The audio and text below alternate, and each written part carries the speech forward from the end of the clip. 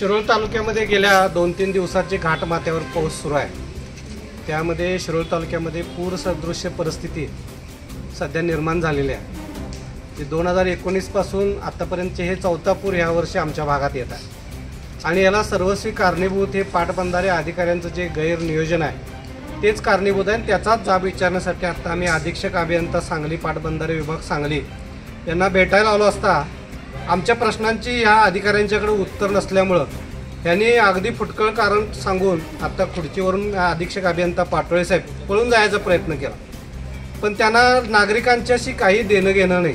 इथं नागरिकांचं नुकसान दरवर्षी व्हायला लागले, शेतकरी पाण्यात बुडायला लागलाय, याच्याशी काही मतलब नाही।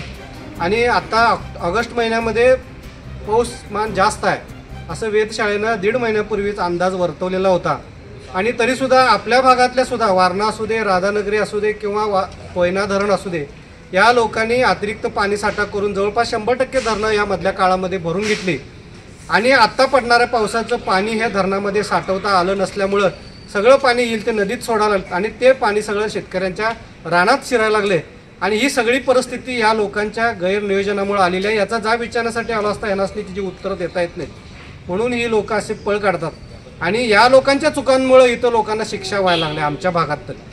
आणि आलमट्टी धरणानं सुद्धा मागच्या 2 महिन्यापासून केंद्रीय जल आयोगाचे कुठलेच निकष पाळलेले नाहीत आणि तरी आपले अधिकारी राज्य शासनाला किंवा या कर्नाटक सरकारला विचारत नाहीत आणि ही सगळी एकमेकाला मिसळून काम करल्यामुळं तिथं दरवर्षी पूर सदृश्य परिस्थिती निर्माण व्हायला लागल्या।